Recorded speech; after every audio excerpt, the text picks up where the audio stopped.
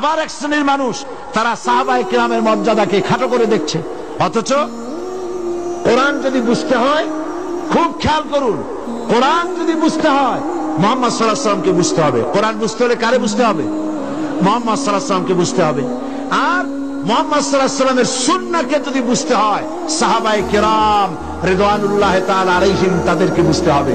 সাহাবায়ে কিরামকে না বুঝলে মুহাম্মদ সাল্লাল্লাহু আলাইহি ওয়াসাল্লামকে বোঝা যাবে না, আর মুহাম্মদ সাল্লাল্লাহু আলাইহি ওয়াসাল্লামকে না বুঝতে পারলে কোরআন শরীফকে বোঝা যাবে না। কথা ক্লিয়ার হয়েছে কিনা?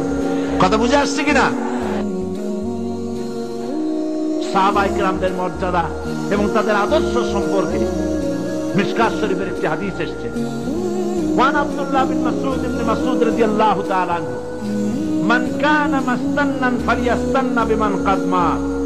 যে ব্যক্তি সুন্নাতের পূর্ণাঙ্গ অনুসরণ করতে চায়, হযরত আব্দুল্লাহ ইবনে মাসউদ রাদিয়াল্লাহু তাআলা আনহু বলছেন, যে ব্যক্তি সুন্নাতের পূর্ণাঙ্গ অনুসরণ করতে চায় সে যেন এমন ব্যক্তির অনুসরণ করে যে ব্যক্তি মারা গেছে। যে ব্যক্তি মারা গেছে, কারণ ফাইনাল হাইয়া লা তুমানু আলাইহি ফিতনা, তার কারণ হচ্ছে যে ব্যক্তি মারা গেছে তার নতুন করে কোনো ফিতনায় পড়ার কোনো সম্ভাবনা নাই। ওরা কারা? উলাইকা আসহাবু মুহাম্মাদিন সাল্লাল্লাহু আলাইহি ওয়াসাল্লাম কানু আফদালা হাযিল উম্মাহ।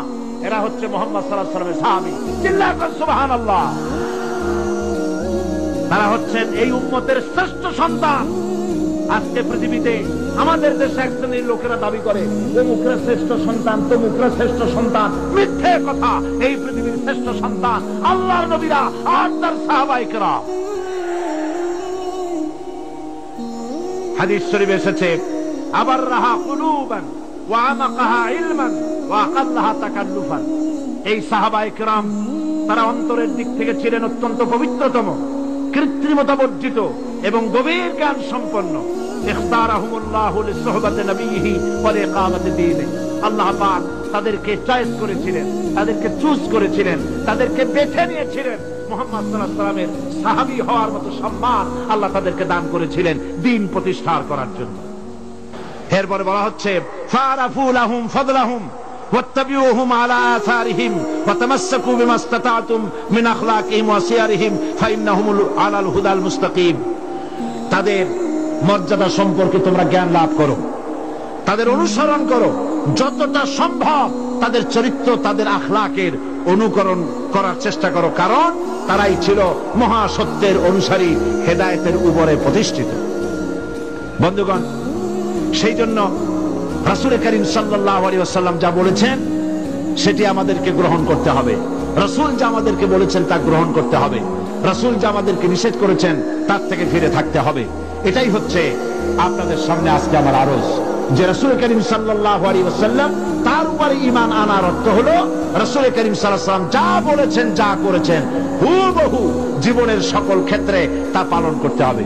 রাসূল যেভাবে দাঁড়িয়ে রেখেছেন ওইভাবে দাঁড়িয়ে রাখতে হবে, তার মতো টুপি পরতে হবে, তার মতো জামা পরতে হবে, তিনি যেমন করে নখ কেটেছেন তেমন করে নখ করতে হবে। পায়ের আঙ্গুল থেকে শুরু করে মাথার চুল পর্যন্ত সুন্নাতের মুজাসসাম নমুনা হতে হবে। এ তৌফিক আল্লাহ যেন সকলকে দান করেন, বলি আমিন। লাউ তারাকতুম সুন্নাতা নাবিয়্যিকুম লাদালালতুম। রাসূল করিম সাল্লাল্লাহু আলাইহি ওয়াসাল্লাম বলেছেন, যদি তোমরা তোমাদের নবীর সুন্নাতকে তরক করো তাহলে অবশ্যই তোমরা গোমরাহির মধ্যে লিপ্ত হয়ে যাবে। তাহলে নবীর উপর ঈমান আনার অর্থ শুধু এতটুকু নয় যে বছরে একটা মিছিল করবেন আর আপনারা মিলাদ শরীফ খুব করে পড়লেন আর খুব মিষ্টি খুব বেশি করে খাইলেন, এতে করে রাসূলের উপরে ঈমান আনা হবে না।